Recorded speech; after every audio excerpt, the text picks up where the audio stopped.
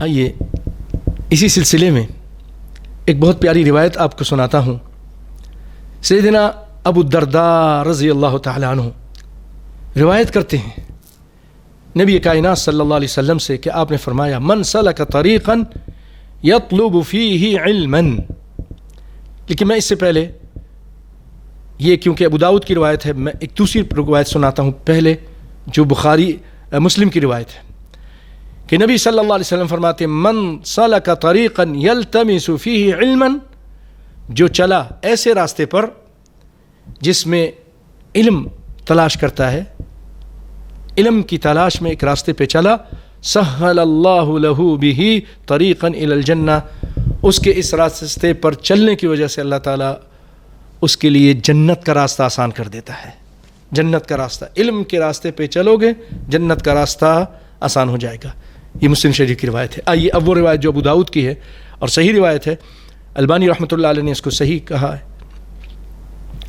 آپ فرماتے ہیں من سلک طریقا، شروع کے الفاظ ملتے جلتے ہیں. من سلک جو چلا ایک راستے پر، یطلبو یہاں یطلبو ہے، وہاں پہلی والی روایت میں مسلم کی یلتمسو، یطلب فیہ علما ایسے راستے پہ کہ جس میں وہ علم حاصل کرتا ہے. سلک اللہ بہ طریقا من طریق الجنتی، سلکہ چلاتا ہے اللہ تعالیٰ، مطلب یہی کہ اللہ تعالیٰ آسان کرتا ہے اس کے لیے جنت کا راستہ. اور آگے سنیے فضیلت علم کی، طالب علم کی، علماء کی. وَأَنَّ الْمَلَائِكَةَ لَتَضَعُ أَجْنِحَتَهَا رِضًا لِطَالِبِ الْعِلْمِ. اللہ اکبر. فرشتے اپنے پر بچھاتے ہیں طالب علم کے لیے اس کی رضا میں. وَإِنَّ الْعَالِمَ اور جو عالم ہوتا ہے لَيَسْتَغْفِرُ لَهُ مَنْ فِي السَّمَاوَاتِ وَمَنْ فِي الْأَرْضِ. اللہ اکبر. جو عالم ربانی ہے، جو کہتا ہے اس پہ عمل کرتا ہے، علم کو چھپاتا نہیں ہے، اللہ کی توحید کو بیان کرتا ہے، نبی کی رسالت کو واضح کرتا ہے، حدیثوں کو بیان کرتا ہے، تو ایسے شخص کے لیے آسمان میں جو کچھ بھی ہیں، جو بھی ہیں فرشتے ہیں نا وہاں، وہ سب اس کے لیے بخشش کی دعائیں مانگتے ہیں. وَمَنْ فِي الْأَرْضِ اور زمین میں جو بھی ہیں، یہاں تک کہ وَالْحِيتَانُ فِي جَوْفِ الْمَاءِ، یہاں تک کہ مچھلیاں، حوت مچھلی کو کہتے ہیں، اس کی جمع حیتان، فی جوف الماء پانی کے اندر. وَإِنَّ فَضْلَ الْعَالِمِ عَلَى الْعَابِدِ كَفَضْلِ الْقَمَرِ لَيْلَةَ الْبَدْرِ عَلَى سَائِرِ الْكَوَاكِبِ. اور عالم کی فضیلت عابد پر ایسی ہے جیسے 14ویں کے چاند کی فضیلت، 14ویں کا چاند مکمل ہوتا ہے، اس کی فضیلت باقی ستاروں پر.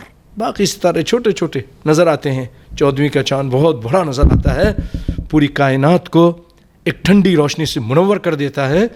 تو فرمایا عالم کی فضیلت ایک عابد پر ایسے ہی ہے. اور پھر فرمایا وَإِنَّ الْعُلَمَاءَ وَرَثَةُ الْأَنْبِيَاءِ، یہ علماء ربانی یہ